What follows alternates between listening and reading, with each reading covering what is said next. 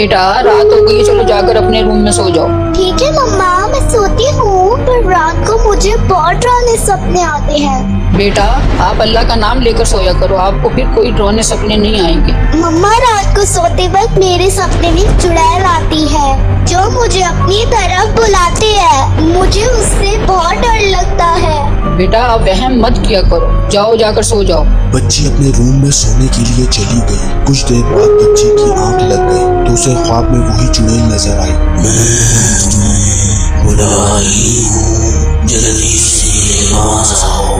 बच्ची के mom dad अपने रूम में सो रहे थे। बच्ची अब अपने काबू में नहीं थी और वो ऐसे चल रही थी जैसे कोई उसे अपनी तरफ खींच रहा है। वो चलते चलते एक जंगल में पहुंच गई। अब उसे होश आया तो चुड़ैल उसके सामने थी। तुम कौन हो?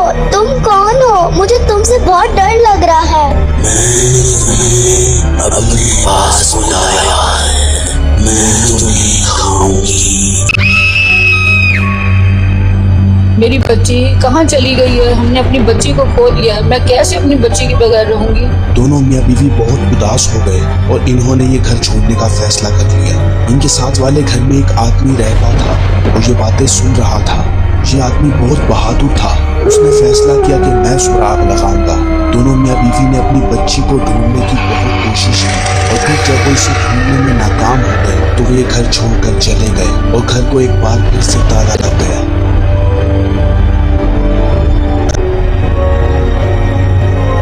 अम्मी ये घर कितना खौफनाक है। आपने ये घर क्यों लिया है? चलो बेटा आप नहा कर फ्रेश हो जाओ, फिर खाना खाकर सोते हैं। सुबह घर की सफाई भी करनी है। बहादुर आदमी को पता चला कि अब इस घर में नई फैमिली आई है तो उसने फैसला किया कि मैं अब इन पर नजर रखूंगा कि बच्चियां कहाँ गायब हो रही हैं। अगली रात को बच्ची माँ के पास आई। अम्मी रात मुझे बहुत डरावना सपना आया है। एक चुड़ैल मुझे अपनी तरफ बुला रही थी। अब मैं उस कमरे में नहीं सोऊंगी। बेटा आपको क्या हो गया? अभी एक ही दिन हुआ है हमें यहाँ आए हुए और आप अभी से ऐसी बहकी बहकी बातें करने लग गई हो। जाओ रात बहुत हो गई है, अपने रूम में जाकर सो जाओ। माँ की सलाह करने पर बेटी अपने रूम में जाकर सो गई। अभी उसकी आंख ही लगी थी कि उसे सपने में वही चुड़ैल नजर आई। आ जाओ, मेरे पास आ जाओ। चुड़ैल के नजर आते ही बच्ची खड़ी हुई और घर से बाहर आ गई। बहादुर आदमी ने देखा तो उसने अपनी बंदूक उठाई और बच्ची के पीछे चलने लग गया। उसने महसूस किया कि बच्ची अपने होश में नहीं है। थोड़ा आगे आने के बाद वो देखकर हैरान रह गया कि सामने एक चुड़ैल है जो जादू मंत्र से बच्ची को अपनी तरफ खींच रही है। आदमी छुपकर ये मंजर देख रहा था। इतने में चुड़ैल बोली, मैंने तुम्हें बुलाया है, मैं तुम्हें खाऊंगी।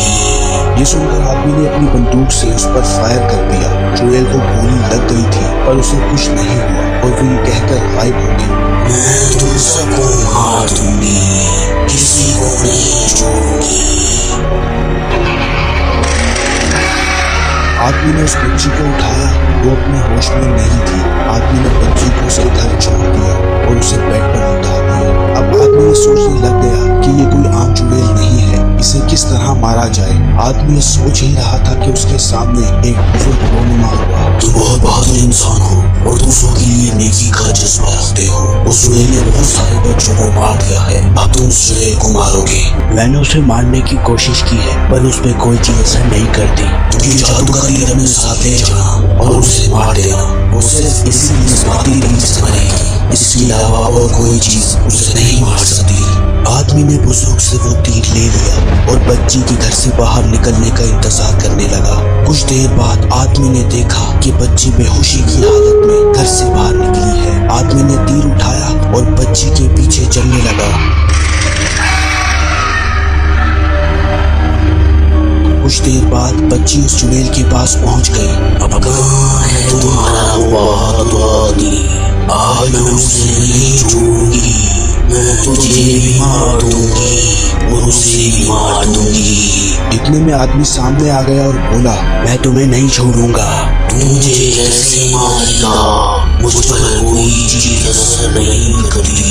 आज मैं तुझे और इस बच्ची को खा जाऊंगी। तुम्हारा होश बहुत मजेदार होगा। ये सुनकर आदमी ने तीर से उसका निशाना बनाया और उस पर मार दिया। तीर लगते ही चुड़ैल के जिस्म में आग लग गई और वो जलकर राख हो गई। फिर आदमी ने उस बच्ची को उसके घर छोड़ दिया और फिर उसके बाद उस शहर में चुड़ैल का साया हमेशा के लिए खत्म